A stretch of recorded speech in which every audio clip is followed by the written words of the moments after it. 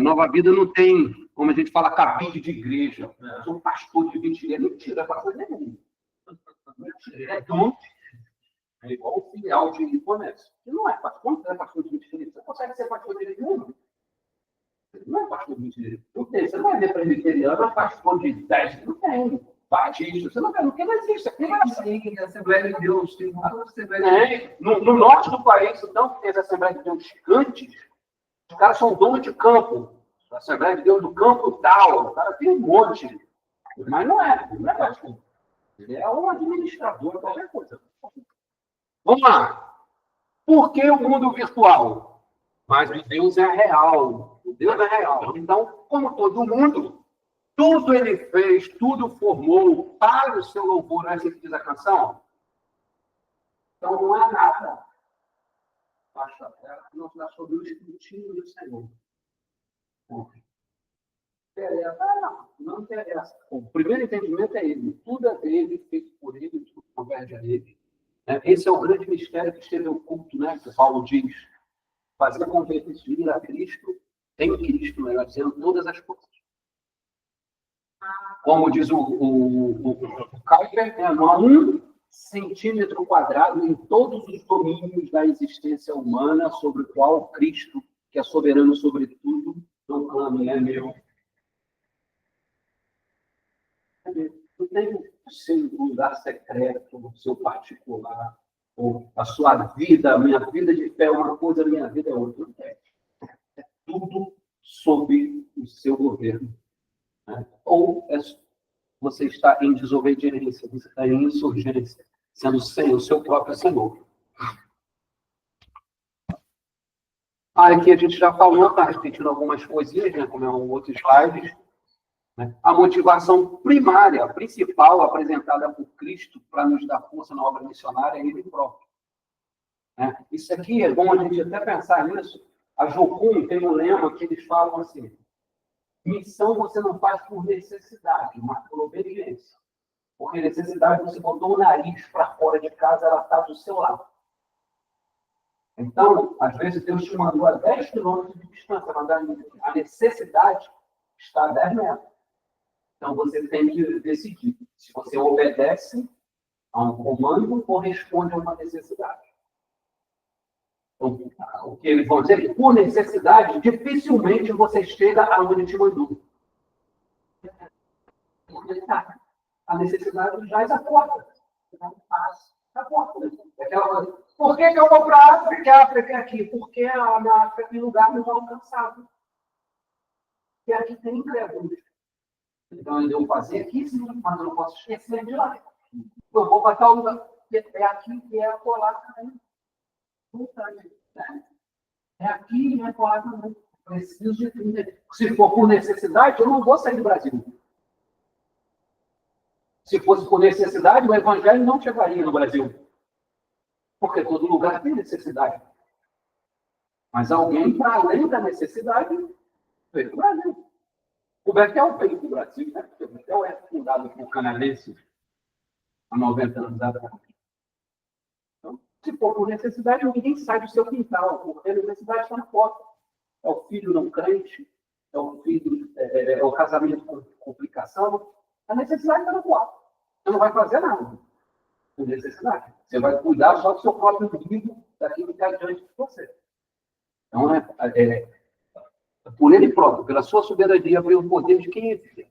A soberania que Jesus recebeu não é só o fundamento sobre o qual nossos pés estão firmados ao pregarmos o Evangelho, mas é também o motivo pelo qual os homens devem honrar a Cristo. Esse aqui é irmão de aquele livro, né? Faça discípulo ou morra tentando. Isso aqui é uma trilogia baseada na grande comissão.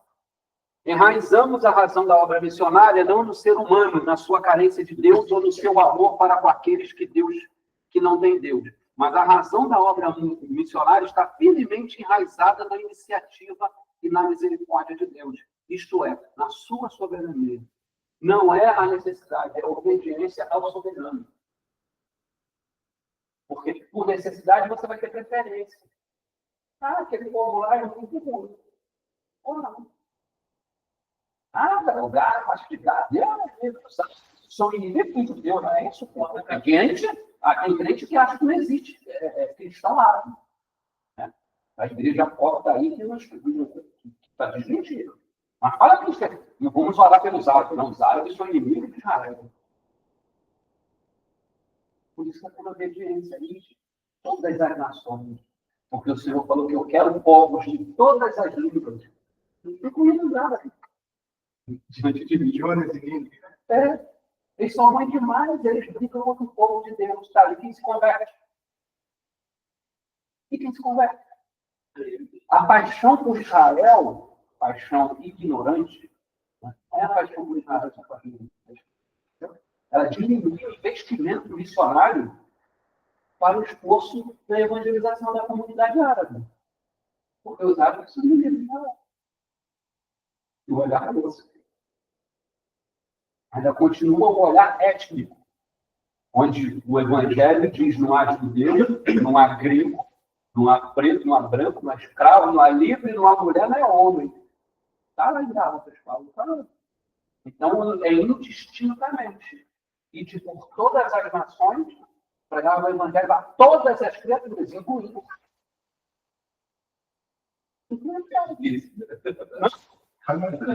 Tem bastante igreja. Tem assim, não, mas aí eu não estou falando de judeu, estou falando de árabes. Não, a população mas os judeus messiânicos, eles evangeliam. Esse é o peso. Eles estão mais dentro da parte de Israel. Em direção aos árabes, o esforço cristão é mínimo. Tem, por exemplo, a igreja copta, né? É uma igreja árabe, é uma grande igreja. Mas os esforços missionários, especialmente do Ocidente, é mínimo. O Marcelo, o professor, ele teve lá tempo, não foi? Rapaz, não sei se foi no ar, ele teve num país muçulmano, ele é muçulmano, mas não sei se era um país árabe necessariamente, né? Na África, mas na África, era país muçulmano, mas não, estou falando é população árabe, estou falando nem questão de fé. É o que o PC falou. Tem muitos cristãos na África, mas a maioria de nós ignora isso. Que lá tem cristãos, que nós devemos orar pela Arábia, porque lá tem cristãos, lá tem irmãos nossos, sofrendo, inclusive, na perseguição de Islã. Eles são cristãos perseguidos dentro de países árabes. Né? Dos Emirados Árabes Unidos, por exemplo, tem várias igrejas lá. A questão judeu-messiânica ela é bem confusa. No próprio Israel, há até aquela linha, né, que é da de Israel, ela estava explicando no encontro que teve mais papo, ela ensaiando como há uma animosidade com o próprio judeu. Judeu ortodoxo e judeu messiânico. O judeu messiânico, ele não aceita, o judeu ortodoxo, ele não aceita a ideia do judeu messiânico. Né?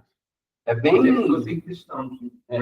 Porque o judeu, ele nega a Cristo. Né? A nossa paixão pelo judeu não se justifica, entendeu? A nossa paixão pelo judeu não se justifica. A gente está aí na nossa igreja cristã. A gente conversando naqueles dias, né? A gente considera muito eles, os judeus do messiânico, como judeus. Não tem imagina. O judeu não considera o messiânico como judeu, não. Fala, apostatou, entendeu? É outra coisa. Mas a nossa paixão pelo judeu não se justifica. Porque o nosso amor por Jesus não é pela nação, é pelo que ele fez. Não é porque ele nasceu de judeu, segundo a carne, como diz Pedro. Filho de Davi, segundo a carne. Não é por isso, é pelo que ele fez, é pela obra. Nosso amor por Jesus é pela obra que ele fez em nosso favor. Nosso amor deve ser como o de Jesus pelas nações. Pelas nações. Né? Por isso que ele fala, gente de todas as tribos, línguas e nações. Mas nós temos uma paixão tão grande por judeus que nós trazemos o sincretismo religioso para dentro das nossas igrejas. É sincretismo. Aquilo ali é sincretismo. Não deveria ter. Porque é elemento de uma outra fé que não reconhece Jesus Cristo como Deus, Senhor e Rei. Dentro do culto, onde a gente diz que o sempre é Jesus Cristo, Senhor e Rei. Mas o pior que isso é trazer as próprias ideias, né? Porque eles começam a negar tudo. a ideia de Jesus é Deus. Não, eu não estou falando do pessoal que nega Jesus é Deus. Eu estou falando do pessoal que diz que Jesus é Deus, que é rei, e traz o dono da fé que nega isso. Eu conheço uma pessoa próxima a mim, que ela é cristã, participou de uma batista renovada, mas ela está negando que Jesus faz parte da Trindade. Por quê? Porque ela começou a estudar hebraico, começou a estudar a fé judaica, começou a dizer Isso acontece. não comemora o Natal mais, Isso diz que acontece. tudo é criação de Roma, e assim, Isso acontece. parece uma vai ser aí daqui Não é mais nem tão nova, porque tipo assim, tem uma irmã lá que congregou com a gente lá na Batista, e ela tinha 16 anos de batizada, fora o tempo que ela frequentava a Batista. Ela começou a fazer um curso em uma igreja apostólica sobre judaísmo, sobre não sei o quê, sobre não sei o quê. Aí, meu irmão tem esse instituto, ela era líder do novo, esse instituto, aí eu estava passando, ele conversando, eu não posso ficar ajudando a Cristo como se ele fosse meu Deus, porque eu não acredito mais nisso. Pelo menos ela foi coerente. Foi coerente. Ela falou, eu não posso mais fazer isso. Eu não reconheço. Eu estou idolatrando uma outra atividade que não tem nada a ver com o Yahvé, com Deus, né? Deus. o eterno. Começa a falar o eterno, eu já sei o teu eterno. Eu já fico meio escaldado. Começa a ouvir o eterno. E não das contas, ela saiu da igreja.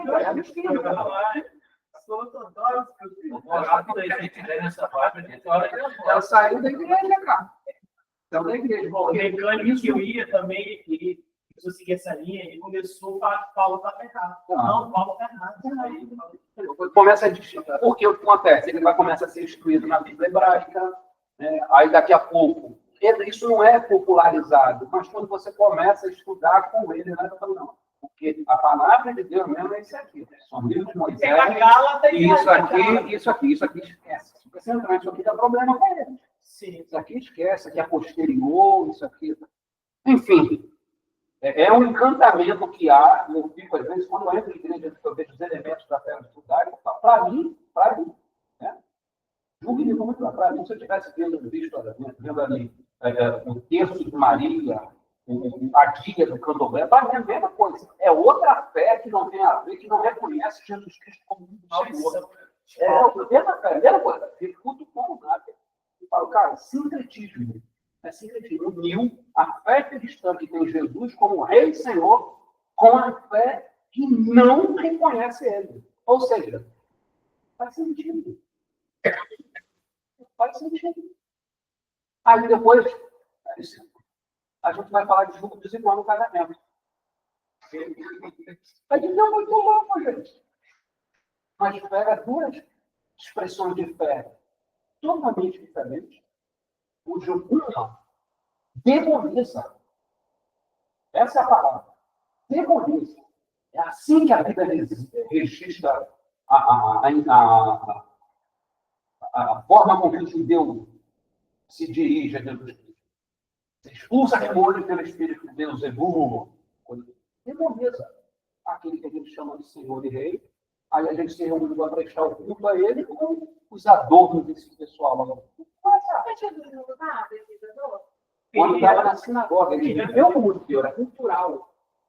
Era cultural. Então, como os judeus se vestiam? Tem problema nenhum, não estou falando de vestimento, estou falando de elementos cultos. Estou falando de veste. Veste. Entendeu? Veste judeu, veste do ar. Não, elementos cultos.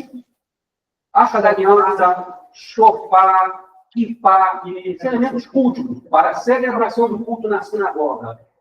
Entendeu? Isso são elementos cultos. São elementos do culto judeu. Não são elementos do culto cristão. O culto cristão é a Bíblia, canto congregacional, como você presenciou lá, oração e súplicas ao Senhor. Os adornos da expressão de fé judaica é a expressão que eu falo. O rabino não vai celebrar culto na sinagoga se não tiver de lá. Porque é obrigatório no culto. Porque domingo teve um visitante, Não, mas é ele, é o visitante. Olha, visitante, é diferente do cara, pastor que está pega o talite, bota o espinhozinho do sacerdote, coloca o chofar, bota a arca da aliança, o que vai, meu filho? Eu acho que ligado a mim que aqui. Vamos lá. Vamos seguir aqui. Essa relação com o mundo virtual, ela é o mesmo. O comando é o mesmo. É ir fazer discípulos. Qual é o campo que está branco? Hoje, um grande campo branco está diante de nós, que é o mundo virtual. Vamos lá. Falando ainda sobre a grande comissão, reforçando. A grande comissão não é uma opção a ser considerada, mas um mandamento a ser obedecido. Saber como. Não atender às ordens de Jesus atender às ordens de Jesus é cláusula pétrea da vida cristã. Não atender ao mandamento é pecado. E quem é nascido de Deus não pode se contentar em viver pecando. Eu preciso entender isso. Se Jesus mandou que eu não vou, eu desobedeço. Eu não posso me dar por satisfeito. Esse é o ponto que ele está falando. Eu não vou viver como Paulo, passar 2 anos lá, eu evangelizei Maricá. Vou passar 2 anos em Maricá. Não posso. Mas eu não posso me contentar e não estar fazendo aquilo que o Senhor mandou fazer. O chamado para evangelizar é um mandamento. E nós temos a segurança de que o Senhor estará conosco. Não tem. Óbvio que ninguém reclama. Você acha que um crente pode se perder? Já existe. Então, Já existe. A essa hora da aula, Eu acho a política que não faz partido, para mim, é um próximo partido, como diria Caso. não, por quê? Não, Não, mas tem que conversar no que eu estou falando. Não, eu sei que o cristão teoricamente é conservador. Certo? Depende em quê, né? Não, dos costumes, né? Do aborto, do LGBT. Mas com isso você quer dizer que todo mundo, Se a pessoa é crente, e se declara ter Deus feliz, ou ela não é crente, ou ela não entendeu. então, deixa eu só fazer uma opção. Agora a gente não é muito longe, deixa eu só fazer uma pergunta. Você acha que todo mundo que subscreve o modelo conservador de vida subscreve tudo? Ih, cara, eu não entendi, não. Modelo conservador de vida. Então, tipo assim, modelo conservador de vida. Vamos pegar assim, a proposta que a direita faz. Todo mundo que insiste em direita segue tudo que a direita faz? Não. O oposto também é verdadeiro. Nem todo mundo que se diz esquerda subscreve tudo que a esquerda faz. mas aí Nem todo mundo aqui é tudo que a esquerda aponta, nem todo mundo que está aqui na direita é tudo que a Mas direita é uma aponta. Mas as pautas são Sim, pauta é diferente. Então, mas Não, também não, existir junto também. pauta é diferente. Eu estou falando de ideologia política. Vamos pensar. Aqui, todo mundo é a favor da aborto. na direita, Na esquerda, a esquerda, todo mundo é a favor da aborto. são favor. Não, mas quando a gente fala, é isso que eu estou falando. Quando a gente fala eleição, É porque eles defendem isso. Sim, Isso é pauta. não, mas eu não estou negando isso. Mas não está. Não estou negando isso. eu acredito que Eu não estou negando isso. Eu não estou negando isso. Não é isso que eu estou falando. A minha pergunta é: você acha que todo mundo que se posiciona mais à esquerda subscreve? Não. Porque você, até dentro dos partidos, você vê, o pessoal ele é uma coisa. Ele é o quê? O esquerda é extremamente radical. Radical. Radical. Aí você vê o PDT, que também é um partido de esquerda, eles têm pontos em comuns, mas tem coisa que o pessoal defende no presidente que você vê o PDT já. Sim. Entendeu? Então, o que eu estou falando é o seguinte: para eu dizer uma coisa ou outra, todos os cristãos são de direita. Tem um monte de coisa que cristão não pode abraçar de jeito nenhum. Então, por exemplo, o indiscriminadamente, você achar que não pode ter assistência ao pobre. não ter assistência pobre. Tem gente que se diz conservador, que é tudo meritório. Você tem que ter um mérito para conquistar. Só que mérito você tem que partir do mesmo lugar. Você parte de um lugar diferente da mérito. Aí você tem na esquerda, realmente a esquerda, via de regra, o desenho da esquerda, para mim, eu sou contra tudo. Mas eu não posso dizer que todo mundo que está na esquerda é a favor de tudo que a esquerda quer. Mas eu não creio que todo mundo que está lá é a favor da aborto, é a favor de bandido solto, entendeu? Eu não acredito. Isso aí é uma coisa que você falou para ela. Quantas pessoas se divorciaram na sua igreja? Essa estatística não é. Essa estatística Mas será que não? Essas pessoas que não subscrevem esses pontos, eu acho que ela está equivocada. Ela não é encontro espírita. Ela é uma pessoa que se identifica com algumas coisas e com outras não. Então, ela não deveria ser considerada de esquerda. Mas, do outro lado, também. Mas só que não existe isso. Hoje, vai ser colocado de um lado ou do outro. Há 8 anos atrás, existia isso. Você tinha a coisa que a esquerda fazia, que você nem nomeava muito de esquerda, pelo menos quem não era muito entranhado com a política. Não, isso aqui eu acho legal, tem que ter. Ninguém dizia se você era isso ou aquilo. Quando você olhava para a direita, se você falasse, não, eu sou a favor da Pode Norte, ninguém dizia que você é genocida. Se você falava 10 a 20, 15 anos atrás, não existia direita. Não, mas se você fala, não existia direita como hoje a gente vê. Mas existia um pensamento mais à direita. Existia um pensamento mais à direita. Não existia direita como a gente diz hoje. Não organizada, mas um expoente. Não existia expoente. Não existia expoente. Mas você tinha pessoas mais à direita. Tinha pessoas que eram contra as lutas estatais. Sempre houveram. Né? Por exemplo, o nacional socialista, que era o Fernando Henrique Cardoso, ele era ele privatizou um monte de empresa. O pessoal da esquerda ficava louco, porque ele estava privatizando tudo. Isso é um movimento que é mais à direita, a privatização. Fora, menos Estado, entendeu? Mais setor privado. Então, você sempre tem... Eu gosto que ser privativo. Então, você tem movimentos. Só que nunca você teve esse negócio identificado de maneira clara. Isso aqui é direita, isso aqui é esquerda. Porque nunca teve um expoente. O Bolsonaro está 30 anos na política, ele sempre foi de direita. E sempre teve pessoas que subscreveram o pensamento dele. Sempre teve aquele grupo lá. Esse grupo poderia não ter voz, não ter um megafone, mas eles sempre estiveram lá, brigando pelas pautas dele, brigando pelos interesses dele. Eles sempre tiveram. Agora, nos últimos 10, 12 anos, eles cresceram, buscaram, ganharam representatividade. Foi 2018 para cá. Eu acho Foi o Bolsonaro. A gente começa antes, porque agora levou o país. mas quando ele surge como candidato, já é tendo essa visibilidade, já é estar projetando, senão ele não seria candidato. O mais importante disso tudo é que ele se diz católico e a esposa dele cristã. Ele não diz que é sério, eu vou falar, faço mal. Deixa, não. pessoa tem que tomar cuidado. Isso está com gatilhinha bem rápido, eu não vou demorar, eu ia nessa sala, tá? Porque esse assunto está acabando com a minha família. É mesmo? Completamente. A política. Tá? Isso eu estou testemunhando, porque assim, eu estava ali me segurando, falo, mas aí eu não sei, eu liberaram.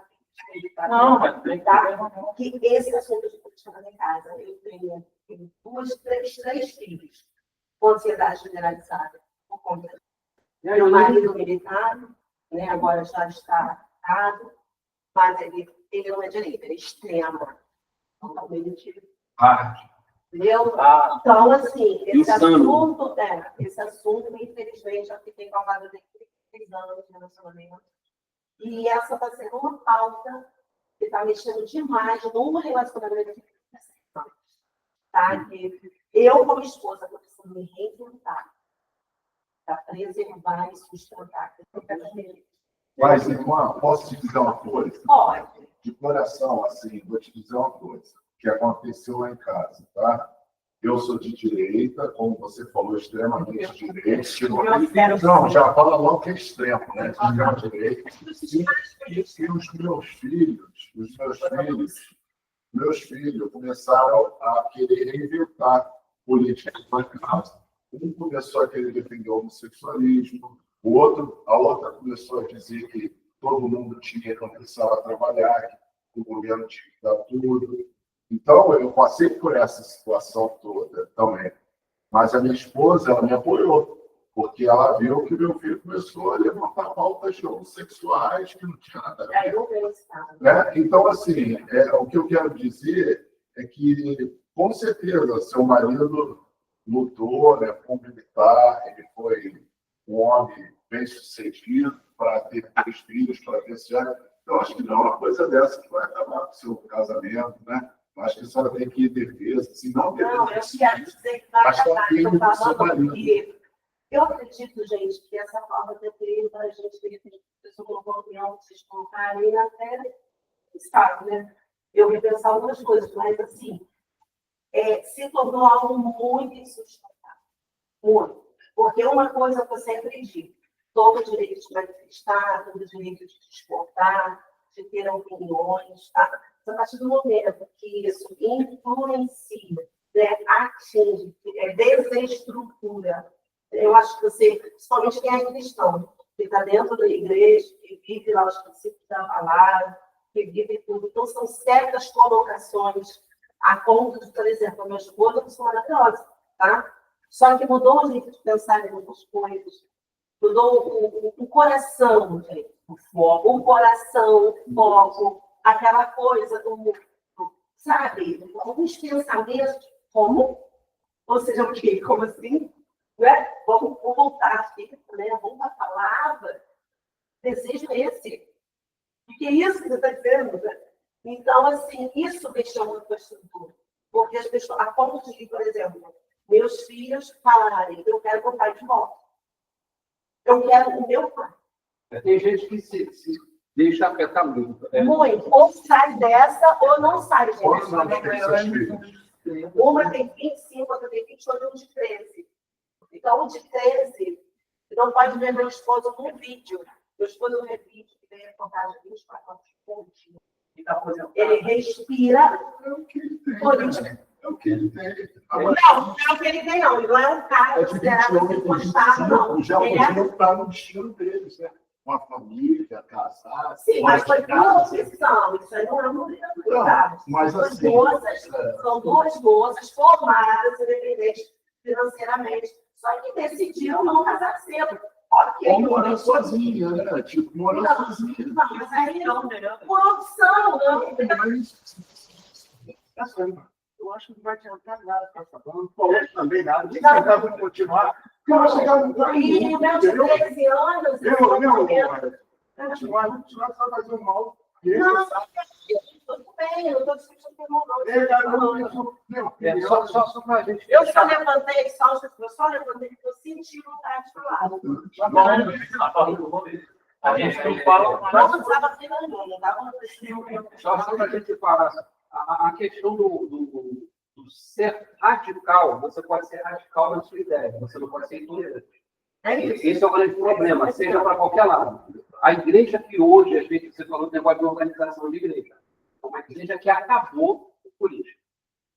Ela começou a acabar em 2018, ela se desintegrou e acabou. Ela acabou e voltou a se reunir em 2020. E não era uma igreja qualquer, a igreja presbiteriana plena. Né? O pastor é um dos maiores nomes da igreja presbiteriana no Brasil, o pastor Moisés. Tem um evento lá que pode briga política, que a igreja acabou. Ele entregou as chaves, pegaram as coisas, acabou. Não teve essa ideia. Aí, com o movimento da pandemia, alguns irmãos começaram a se reencontrar, porque procurando igrejas ali em Campo Grande, só as igrejas pentecostais e tal, e começaram a ir para casa de um desses irmãos, que era o Davi, e se reuniram o terraço dele lá. Aí o Davi tinha sido aluno de Leclerc no Instituto BLR, aí ligou para o Leclerc, disse que o Leclerc podia ajudar ele, porque ele não se sentia preparado para dar ensino pela internet, porque estava tudo fechado. Daí começa a reconstrução dessa que hoje é uma comunidade de fé. Então, a gente sabe, eu não vivi esse período. Mas não é a igreja presbiteriana do Brasil. Era Do Brasil. do Brasil. Porque a igreja presbiteriana do Brasil não pode falar de política. Não pode agora, eu falei 2018, eu tô falando de era Não era da igreja presbiteriana. Então, 2018, uma coisa é o que o Conselho, o Supremo Conselho decide. Então, mas a gente viu várias igrejas aí, alguém fala, pessoas estão de política, mesmo presbiteriano. E lá teve problema sério, lá dissolveu a igreja, foi cada um do seu lado. Moisés deixou o Alexandre lá e meteu o pé. Depois ele foi colocado, hoje ele é pastor da presbiteriana da Gávea. Entendeu? Ele é pastor da presbiteriana e a igreja morreu. Aí foi... Então, todo radicalismo. Você lembra por que eu falei a questão aqui da equipe pastoral? Também é para isso. Para evitar radicalismo. E mesmo quando não radicalismo político. Radicalismo em todos os sentidos. O radicalismo é diferente. Você pode ser radical na verdade. Beleza. Agora, intolerante com o outro é porque a sua verdade se tornou mais importante do que a pessoa. E aí a gente tem um problema. É um problema da trelice videira. A trelice é mais importante do que a videira. O meu modo de pensar político é mais importante do que a minha esposa, ou do que o meu filho, ou do que o meu marido. Eu preciso pensar. Entendeu? Qual é o valor que aquilo tem? Ou eu posso caminhar com as minhas convicções, mas sem ser uma pedra de tropeço para quem é caro para mim. O radicalismo está no problema da... não em todos os aspectos. Não, o problema que eles vieram com a proposta de quebrar a família. Não esquece eles. Não esquece eles. Não esquece eles. Depois eu estou falando de jornal, não é disso que a gente está falando, não. Não é disso que a gente está falando, não. Não é eles, não. Estou falando de nós, como cristãos. Nós precisamos nos preocupar com o outro. Não é com a política assim, entendeu? Não é com a política assim. Não, é com a política. Sim, então não é eles, é nós. É nós. Como nós somos com relação ao outro. Entendeu? Pensando na lei de Deus. Vamos pensar na lei de Deus. O que Paulo fala? Se você é forte na fé para comer isso e não te ofende, beleza. Mas se seu irmão é fraco do seu lado, não come. Como com ele? Por amor ao seu irmão. Por amor ao seu irmão. Então, o irmão é mais importante. O irmão é mais importante. Quando chega a acontecer o que aconteceu lá, é porque o irmão não era importante. Acabou o amor. Entendeu? O irmão não era importante. A obra de fé que se tinha não era importante. O papel que a igreja tinha ali não era importante. Não era, pelo menos, o mais importante. Não era o mais relevante. A ponto de fechar a porta. Não houve consenso. Não houve irmandade. Aquilo que nos une em Cristo. Olha só como que a coisa tem que reverberar. Nós somos unidos em Cristo pelo que é essencial. De maneira que a gente fala, não importa se o irmão é calvinista ou arminiano, eles são irmãos. Isso dentro de questão de fé, que é o que nos leva para o nosso destino eterno. Se no que é questão de fé, existe o fundamental, inegociável, existe o secundário, que não impede que eu seja irmanado com você, em todas as outras questões, existe o secundário. Existe o secundário. Existe aquilo que, por amor ao outro, eu dou um passo atrás. É isso que aconteceu com os judeus lá. Eu dou um passo atrás, por amor ao outro. Eu não vou botar fogo na casa por isso. Então, tem a ver com a nossa relação. Quando o nosso relacionamento foi moldado pelo Cristo. Porque o relacionamento moldado pelo Cristo, ele vai colocar o outro como mais importante. É o que Paulo fala. Seja o outro mais importante. Em Efésios ele fala, empenhando todo o esforço, não é algum esforço, todo esforço em prol da unidade. Aquela igreja que fechou não foi empenhado todo esforço em prol da unidade, senão não tinha havido essa ruptura. Aquela igreja. Todo esforço foi considerado, não, isso aqui eu posso abrir mão. Isso aqui eu posso abrir mão. Não, o irmão quer usar a roupa amarela para a festa do conjunto, mas eu prefiro azul. Não, mas pô, se o irmão, se for azul, o irmão nem participa. Eu participo tanto com o amarelo como o azul. Irmão, todo mundo é amarelo. Eu quero que ele participe. Porque ele é fraco na sua consciência de fé, eu vou pegar, vou trazer ele junto. O valor que eu estou dando ao outro. Né? É o que Paulo, não pense de você mesmo além do que convém. Seja o outro mais importante. Não pode ser mais do que a minha convicção. Entendeu? A saúde, a vida de uma pessoa não pode ser mais importante do que a nossa convicção. Se, por exemplo, se a gente fala que ama a vida, ou pró-vida, a gente não pode ser a favor de algo que mate. O meu comportamento não pode ser nocivo à vida. Entendeu? Porque eu sou pró-vida. Eu sou pró-vida. Então, eu sou pró-vida essencialmente. Né? É o que o catecismo de Heidelberg, por exemplo, vai dizer acerca do cumprimento do mandamento de não matarás. Cumprimos o mandamento de não matarás quando empregamos todo o esforço disponível a mim para promover vida. Não é só o fato de eu não tirar a vida, mas às vezes eu tenho ações ou omissões que acarretam em morte. Então eu quebrei o mandamento de não matarás, porque estava sob o meu poder, sob a minha capacidade, em alguma medida, evitar que aquilo acontecesse, dar ocasião para que aquilo acontecesse.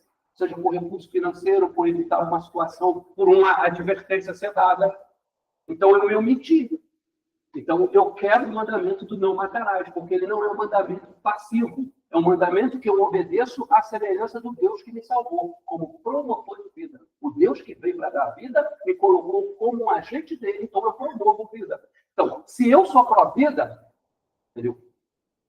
Eu preciso pensar, antes de tudo, na vida. Na vida. Em todas as circunstâncias. Então, aí, às vezes, a gente negligencia a vida. Intencional, às vezes não. Na maioria das vezes, não, intencionalmente. Às vezes a gente nem pondera o quanto uma atitude, quando Jesus fala, se você chama, você diz, raca, você já... Cara, tem a ver, não é com a palavra em si, é com o potencial de dano de algo que você falou provocar no outro. É você ser despreocupado quanto aquilo que você lançou. Entendeu? Não é a palavra em si, é o desamor ou o descompromisso com o outro, ou não achar que há alguma importância, algum valor no outro, com aquilo que você falou. Então, dane-se. É o que eu estou pensando, é isso mesmo, faria pouco meu filho primeiro, lei de município, cada um por si. E o ponto é, nós não somos seres apolíticos, mas nós não temos, sobretudo, a nossa posição política. Isso é o ponto. Vamos lá. Vamos caminhar aqui, porque senão a gente não vai chegar no ponto. Vou até adiantar aqui. Essa frase aqui eu não posso deixar de ler esse slide, por causa dessa frase aqui, que é o que mais incomoda. Queremos, quanto à vida e atuação missionária, né? Muitos dos que nos priva de entregar essa vida, né? Como o Senhor fala, assim como o Pai me enviou, eu te enviei. Ou seja, disposto a entregar tudo. Muito do que a gente reserva é por insegurança. Nós queremos garantia. Preciso estar seguro. Né? A gente conhece exemplos de pessoas que deixaram tudo. Deixaram tudo e foram viver a vida em missão. Não, depois que eu me aposentar, vou me dedicar e vou chegar. Mentira, a maioria vai trabalhar em outro lugar. Depois que eu me aposentar, eu vou me dedicar à obra do Senhor. Porque eu estou garantido, os filhos são criados, estou casado, aí eu estou só na sombra e água fresca. Aí vai um monte de serviço. Que é segurança. A ideia é segurança. A ideia não é dependência. Segurança. Dependência não tem a ver com segurança. São coisas distintas. Né? Dependência não tem a ver com segurança. E isso também não tem a ver, segurança ou dependência não tem a ver com irresponsabilidade. Eu gosto sempre do texto de 1 Crônicas, capítulo 12. Homens que sabiam discernir o tempo para plantar, colher, se movimentar. Então, dependência não tem a ver com inconsequência. Mas garantia não tem a ver com o que você pode produzir para si mesmo. O comissionamento para ir à missão, quando o Senhor fala, eu vou contigo, é porque a primeira segurança é Ele. É Ele que nos garante. A gente quer ter controle. Quer ter controle da sequência. Mas se eu fizesse movimento, eu pondero, é aquilo que a gente está falando do evangelismo. Eu tenho ferramentas para avaliar, para ser estratégico, para isso, beleza. Vou usar, por que não? Mas a dependência não é isso. Entendeu? É igual a gente está tentando fazer um movimento aqui como o Betel, alguns irmãos ajudando para isso, equipe de marketing para tentar. Beleza. Mas as fichas não estão. Eu preciso entender que aquilo ali é um instrumento. Né? Beleza, pode ser, mas não pode ser apostado naquilo ali.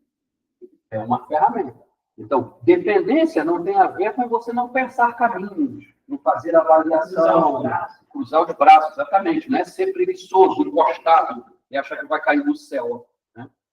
A verdade é, esperamos que ele nos revele apoteoticamente qual é o seu plano para a nossa existência. Então, eu vou, Senhor, mas primeiro você tem que mostrar para o meu destino. Como Abraão, eu não vou dar.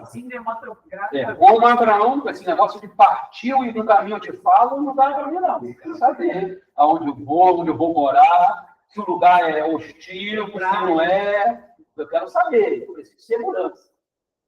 Preciso de segurança. A verdade é que ele espera que nos arrisquemos mais, pulando de corpo inteiro por pouco das possibilidades a fim de proclamar o nome dele por internações.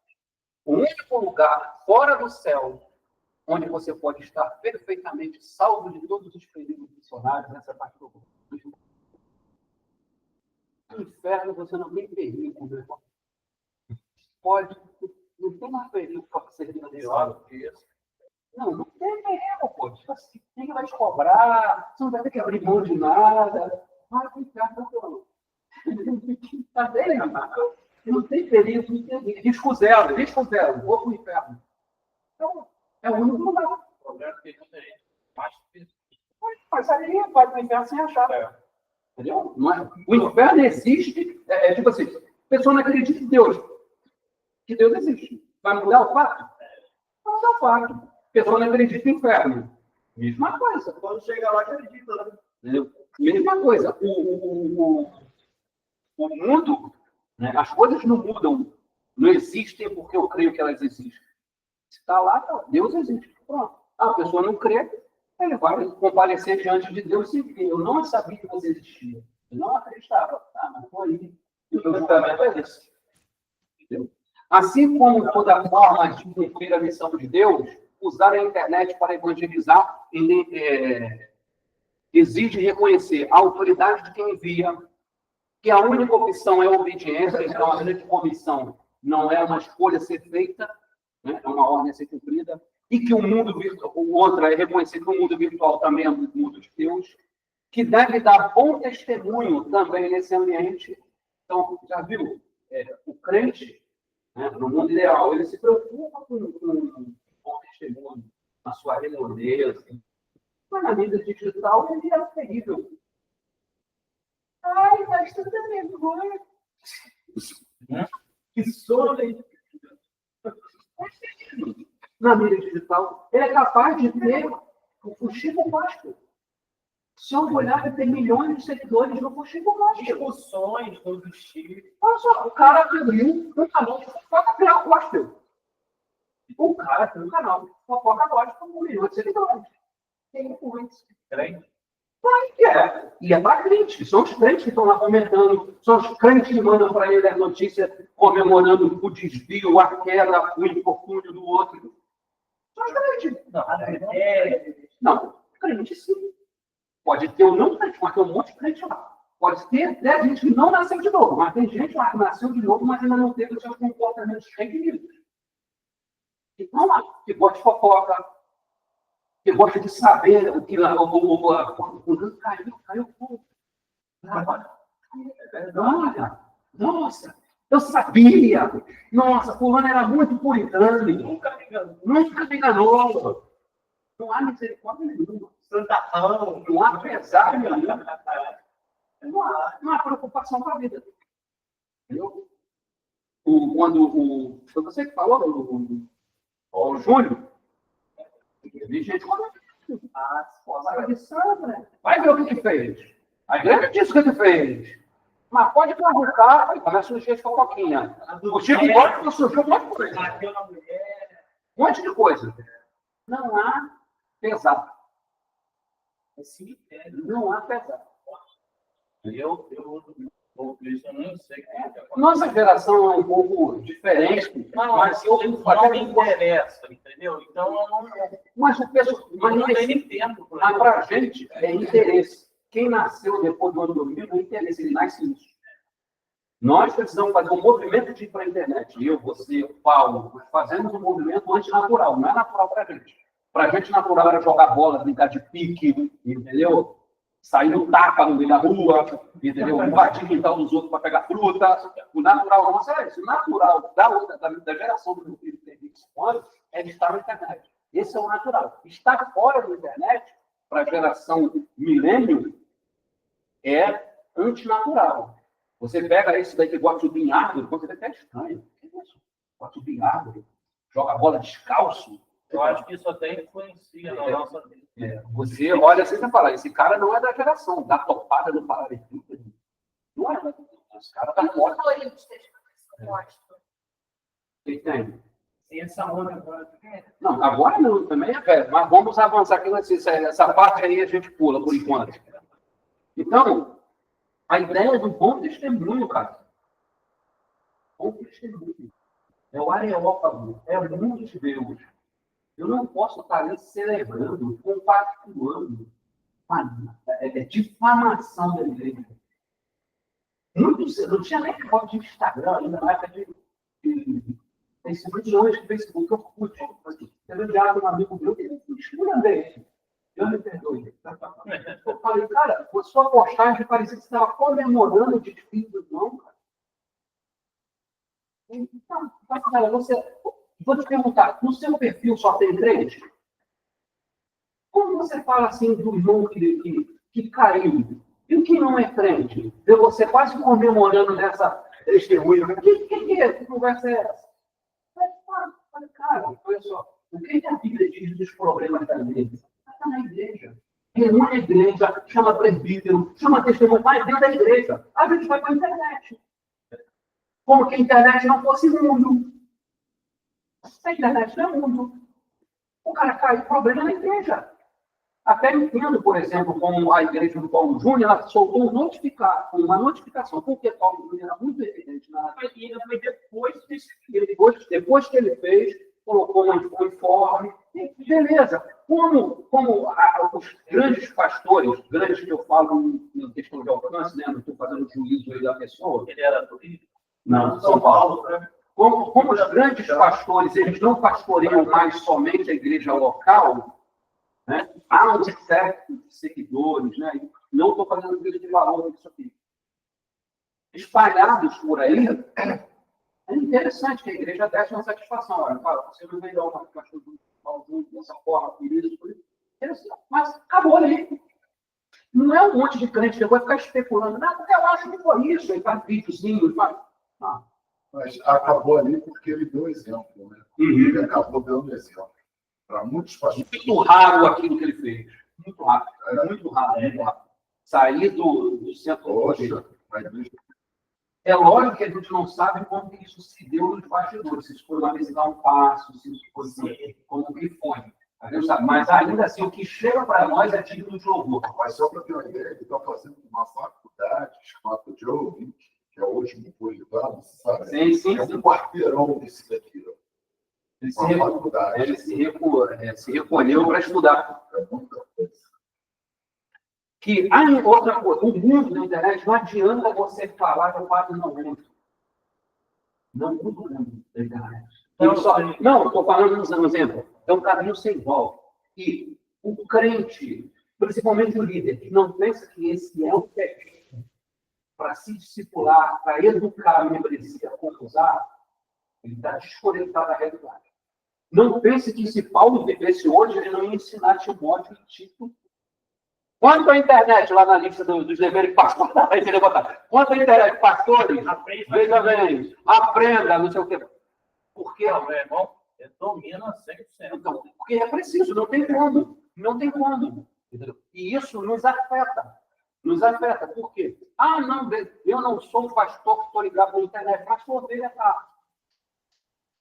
A sua ovelha está. O jovem da sua igreja está. E você, como dizia o Calvarte, pelo menos acreditava ele, teologia se faz com o jornal na mão e a Bíblia na outra. Ou seja, você precisa saber o que está acontecendo no mundo. Eu sei que ele possa. Quando ele conta, ele já conta a interpretação. Não ele não é fazendo conta o fato. Ele, quando a gente tem a reunião de pastores, ele comenta. Não, mas ainda assim, quando ele comenta, se eu comento aqui você, dificilmente eu falo, abre aspas para o que estava escrito. Isso. Não, eu já passo para você a interpretação. Não vou abrir aspas. Então, você sabe o que é confiado para você. Entendeu? Mas ainda assim a interpretação dele. Ele pode interpretar errado. Não se trata de confiança. Pode interpretar errado. Eles podem interpretar errado um evento, algo que aconteceu, aí eu chego para você e falo, olha, aconteceu isso, jeito sem entender. Com base em quê? Aí, às vezes, eu só peguei um pedaço, passei para você esse pedaço já interpretado, e todos os dois ficaram entendendo errado. Entendeu? Entendendo errado. Então, não tem para onde a gente correr. A gente precisa saber o que está acontecendo ao nosso redor. Para que aconselhamento precisa falar com a realidade. Pregação precisa falar com a realidade. Estudo bíblico precisa falar com a realidade. Se eu estou alheio à realidade, talvez eu ainda esteja no século XXI discutindo se pode ou não pintar o cabelo. Se pode ou não ter guitarra na igreja. Como eram as discussões dos anos 80. Se pode ou não, saque-se do Kennedy é do diabo.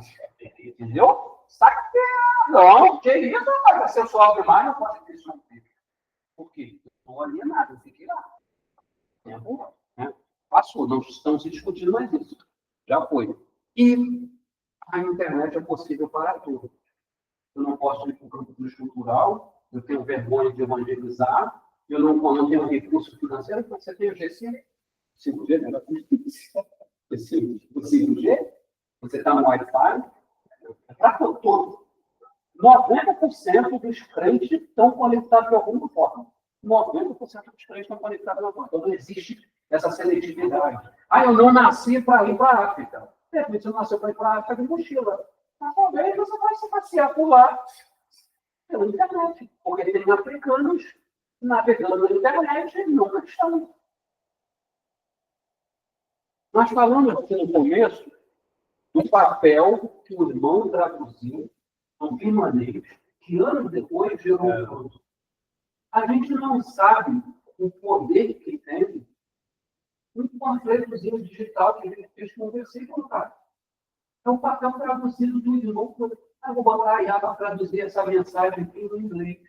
Você não sabe, cara. Ele já trabalha com. Você não sabe. É o panfleto do cara ali em manifesto no século XIX. Ele chegou às férias. Aqui, quanto vale esse panfleto que você colocou ali no Instagram? Quantas visualizações terá? Ah, mas eu só preciso saber. Lá começou a igreja, eu falei, não faz isso aqui, você não vai ver ela aqui. Não, você nem é ele. Você não tem sonalidade, né? Pode não. Cara, mas na internet todo dia. Todo dia, eu vou orar ao Senhor, vou colocar essa mensagem aqui. Esse é bom fazer. O próprio aplicativo gera, né? Você pega esses aplicativos, MyVerso, YouVerso, JFA, você seleciona o versículo, você marca ali, ele pergunta se você quer fazer uma imagem. Ele faz uma imagem para você. Você vai. Aí ele pergunta compartilhar no Instagram, Facebook. Eu vou ver na internet todo dia. Todo dia, eu vou colocar um versículo de clamor à conversão, de apelo à conversão. Versículo evangelístico. É intencional. Que é para todos. Essa matéria. Sim. O cara precisa pensar que o mundo mudou. Na semana passada eu estava dando essa aula. Porque os jovens lá da minha igreja não querem participar da evangelismo. Ensina eles a evangelizar pela internet. Chama eles. Talvez eles não queiram sair na rua e lá para frente da barca. Ensina eles. Treina eles com ferramentas da internet. Bota eles para ensinar os mais velhos na igreja como usar aquela ferramenta. Olha, você não pode me usar. Não sei se a gente vai ter tempo de chegar aqui. Deixa eu só dar uma adiantada aqui. Depois vocês vão ler o material. Aqui, ó. Isso aqui são aplicativos de evangelismo e discipulado na internet. Esse aqui, ó, CPU Draft no Global Media, ele cumpre essas etapas aqui em evangelização na internet. Primeiro, eles localizam pessoas, vão semeando para a pessoa. Começou uma conversa com a pessoa. Apresenta o evangelho, a pessoa aí vai acompanhando, essa pessoa decide, tudo virtual, decide por Cristo. Aí agora ela se propõe a acompanhar aquela pessoa com encontros pela internet, né? Não falou, não foi para a igreja. Encontros pela internet, começa a discipular, avançou. Agora vou conectar essa pessoa na igreja. Ela já sabe o endereço, já sabe onde a pessoa mora, em que país que está. Ela vai para mapear a igreja próxima do endereço da pessoa. Olha, não, o programa não, eu vou lutar, que está aqui. Ele é um missionário virtual. Pô. Ele é um missionário digital. Ele vai fazendo, olha, tem uma igreja perto da sua casa, tantas quadras, tal endereço, uma igreja assim, ó, tem uma igreja assim, vai. E depois essas pessoas voltam para compartilhar a fé. Quando você entra lá, tem várias pessoas dando testemunho dessa conversão que se deu através da internet, do discipulado que se deu através da internet. A metodista wesleyana, aqui, se eu não me engano, era da Gávea. O meu amigo Maurício Zagari, eu até estranhei, né? Com esse material, já está na plataforma. O Maurício Zagari, quando eu vi, para mim, ele sempre foi pastor. Ele estava sendo ordenado pastor para tomar conta da igreja virtual. Como assim? A igreja dele tem 870 membros que nunca conheceram a igreja local. De tudo qualquer lugar do mundo. Que foi acontecendo através da pandemia. Só que as pessoas não quiseram mais se desvincular da igreja. Aí eles pensaram, como oferecer minimamente a essas pessoas o mesmo cuidado que a gente oferece presencial. Então, criou o departamento de aconselhamento, o departamento de jovens, em tudo. Só que pela internet. E você não trabalha bancário meu gerente, seu gerente virtual hoje. Ele tem tipo assim, que as pessoas não queriam se discipular. Plano é que comece, depois de um tempo, a criar congregações entre onde tem ajuntamento. A igreja no Salão abriu em 2020 8 congregações da IBNU a partir do trabalho na internet de 2020.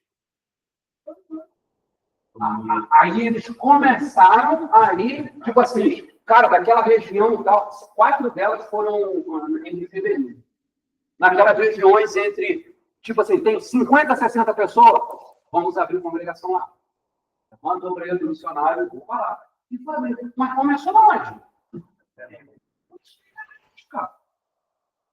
A semeadura, né, eles fazem muito, eles trabalham muito pela internet, a IBNU, né? Eu sigo eles já, participo de um grupo lá da igreja, desde a época da pandemia. É o tempo todo dia tem alguma coisa pela internet, encontros de jovens, leitura de livro, tudo. Todo dia tem alguma coisa. Porque ele fala, o mundo virtual. É um mundo. E às vezes, aí aqui, ó, inicia um discipulado individual com nossos missionários online. É a pessoa que não consegue ir para lugar nenhum, mas às vezes fala inglês, fala espanhol, fala não sei o quê, e fala, cara, estou precisando. Aí está conectado ali na rede de voluntários. Não, mas fala inglês, pode ficar aqui, eu vou começar a discipular. Então, dá para fazer todo mundo. Tem essa passagem de ônibus. O recurso que você tem. Com o telefone está na sua mão. Entendeu? Está na sua mão. Aqui, o JFA, eu conheci os recursos de evangelização online na conferência da Consciência Cristã de 2020. Foi lançado. Ele tem um programa chamado SAL, que treina-nos para criar um programa de evangelização, que a gente evangeliza e cria células virtuais. Você pode, dependendo da localização que você está aqui, virar um pequeno grupo perto da sua casa, você a troca de mensagem, plano de salvação, para tudo vir aqui a partir do aplicativo. E as Henrique, apesar, he is apesar do nome, é um aplicativo brasileiro. Então, tem muitas ferramentas. Isso aqui já tem um tempo que eu fiz. Isso aqui eu fiz em 2021, esse slide aqui da minha igreja. Então, já tem outras. Essa Bíblia eu tenho. O aplicativo tem o Saulo. Né? Tem um sal lá que é para justamente para a evangelização. Um programa de evangelização. Você entra na internet, no blog dela, eles te explicam como usar. Então, a ferramenta está lá para todos. Então, de repente, você está querendo que o jovem faça aquilo que já não é mais a realidade, ele vai ter coisa que você não deve fazer, ele vai se amarrar. Se amarrar. Tem um projeto, ontem, eu até separei, depois vou botar para vocês. Eu estava ouvindo um pastor falando. Olha como as coisas acontecem. Aconteceu na igreja dele, o jovem vieram pedir para jogar RPG. E tinha um grupo de RPG que aconteceu jogar assim, montar fechou. RPG tem um jogador esquisito, né? E era RPG de carta. Era um pessoal que jogava modo antigo, porque agora o RPG é online. Aí, nossa. Eu vou conversar com a igreja existiu, mas deixou. Aí o menino estava conseguindo não barato. 8 meninos. 3 eram da igreja, 5 não. Aí o pastor disse que chegou lá uma noite, estava muito frio, cara, não pode ser lá. Aí providenciou uma coisa. Hoje são mais de 50 pessoas que se reúnem ali uma vez por semana. Não sei quanto desses outros conflitos. Você olha esse espaço onde virou lá. Mas não com desculpa, celebração, mas um negócio que os caras com as famílias do esse RPG é muito popular online. Eu me lembro quando eu era mais novo, ali no Barreto, tinha umas lojas ali que pareciam umas baixas abertas, e entrava aquele pessoal estranho ali, esquisito, para jogar essas cartas. É os nerds, né? Eles falavam, é os nerds. Por que não jogaram assim só na noite? Eles estão nas frauduras. Aí o irmão da Calvário estava falando que tem um missionário na igreja dele, que tem um trabalho online de evangelização. E já tem não sei quantas pessoas que se reúnem no momento de culto antes de começarem o jogo online deles.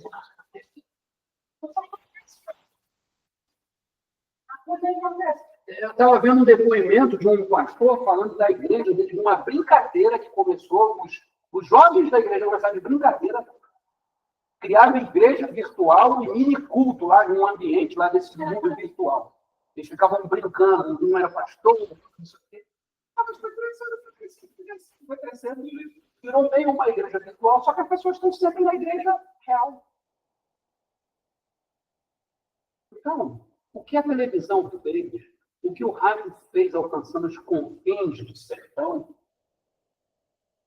é o que a internet faz hoje no mundo todo.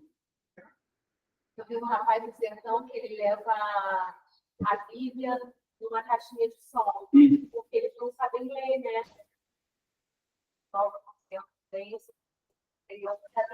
Ele colocou a Bíblia numa caixinha de som, aí vai isso. Então, nós temos uma ferramenta sem limite. Sem limite. Não há limite de fronteira, não há limite de idade para uso, não é necessário grande recurso financeiro, investimento financeiro. É só a decisão de eu preciso fazer algo. Eu preciso fazer algo. Eu preciso entender que esses são os campos que estão brancos hoje. Se tem na internet pessoas ensinando a se matar, ensinando a fazer aborto, ensinando a se tornar homossexual, casar com animal. Nós também devemos estar lá. Não vou fazer fofoca, ficar celebrando a queda dos outros. Vou promover o evangelho. Mensagem de paz. Tornar o Senhor conhecido. Por fim, eu quero ler aqui essa história. Para não dizer que eu falo mal sobre Batista, Marcolino é Batista, tá? Marcolino é Batista. Como são belos sobre os montes os pés do mensageiro que traz as boas novas de salvação e paz. O Deus de Israel reina. Daí 52. A história de Marcolino é fantástica, né? Crer no poder de Deus é o mínimo que que devemos, né, fazer. A jovem Marcolina, que viveu entre 1909 e 1988, sofria de fortes e constantes dores nos pés. Certa vez, quando cuidava das meninas no internato batista, após horas de visitas evangelísticas, chegou chorando com os pés doendo. Dona Elizabeth, a diretora, aqueceu água, banhou-lhes os pés e observou. Como pode você pensar em fazer trabalho missionário, Marcolina, se não aguenta caminhar algumas horas por causa dos seus pés? Ah, não sei, dona S, mas de uma coisa eu tenho certeza. O Senhor me chamou para a sua obra e eu confio que Ele providenciará tudo o que for preciso, respondeu Marcolina. Mas o que sinto é não poder andar a pé muitas léguas. Era a lamentação da jovem no início do seu trabalho missionário no sertão nordestino. Mas Deus proveu. Os relatos posteriores revelam quantas léguas ela percorreu, quantas localidades que não conheciam o Evangelho de Cristo ela alcançou, quantas igrejas ela organizou. Tudo foi realizado pela força do Espírito Santo de Deus. Após algum tempo no campo missionário, Marcolina escreveu a Dona Elizabeth, contando-lhe sobre o trabalho e como caminha quilômetros. No fim da carta, declarou: e meus pés não têm doído nem no tiquinho. Em 5 de setembro de 71, quase 40 anos após essa carta, o Jornal Batista destacou em sua primeira página o trabalho de Marcolina Magalhães e Beatriz Silva, com o seguinte título: Correm e não se cansam as duas grandes missionárias do sertão. A vida de Marcolina comprovou que os que esperam no Senhor renovam suas forças. Deus abençoa quem anuncia as boas novas. Portanto, nada poderá nos impedir de sermos participantes ativos da sua missão. Ser missional significa, basicamente, viver de modo que usemos todas as oportunidades que existem para cumprirmos nossa missão de propagar o Evangelho, a salvação diária de Jesus Cristo. Fomos chamados para anunciar as grandezas de Deus, espalhadas boas novas por toda a terra. Essa é a nossa missão como povo escolhido. Significa que em qualquer lugar, a internet está incluída, onde estivermos, toda a oportunidade de interação humana, toda a oportunidade. Se você vai ter interação, se futuramente aquilo que você está fazendo vai interagir com alguma pessoa, precisa terminar dele. Uma nova compreensão diante das redes sociais faz considerá-las como novos areópagos da evangelização. Acredito que a internet e as redes sociais são locais de ações estratégicas para que, como o apóstolo moderno, no sentido de desbravar, eu de ser autodenominado apóstolo, né? Como Paulo falava, esses autodenominados apóstolos, possa evangelizar com frutos bons e abundantes. O uso das redes sociais é uma forma de chegar onde o missionário não consegue chegar. Aí tem, no final do slide, tem links para vocês chegarem naqueles aplicativos e outros mais. Os campos estão brancos, mesmo no colorido da internet. É colorido, visualmente, esteticamente bonito, mas subjaz pessoas que perecem sem conhecer a palavra e entender de Deus. Podemos fazer mais do que fazemos. Talvez, você falou, não posso mais passar 2 anos. Mas quem sabe, você pode ser um missionário voluntário. Olha, você vai dar 1 hora por semana discipulando alguém. De repente, que é de Gana, que fala português. Ou se de repente você fala outra língua, você pode entender. O ponto é que a internet, ela não só cumpre, ela não só nos desmente no que o Piper fala dele, né? Que o Facebook, o Twitter, o Instagram demoram contra nós diante da nossa alegação de falta de tempo. Lógico, mas de maneira generalizada, existem pessoas, como eu sou o caso, que fazem internet. Mas de maneira geral, todos nós passamos muito tempo nela. Então, ele fala aqui, Facebook, Instagram, Twitter, WhatsApp, decorou contra nós com a nossa alegação de que não fizemos mais com qualquer. Junta-se a isso que a internet decorar contra nós com a desculpa de dizer que eu não podia ir. Aonde você não podia ir? Você vivia na internet, no mundo não inteiro. Olha, aonde você não podia ir? Você só não quis ir.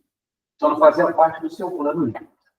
Bem, vamos orar para a gente terminar. Agradeço a vocês aí o tempo, né? A paciência, né? Com perdão dos meus pecados.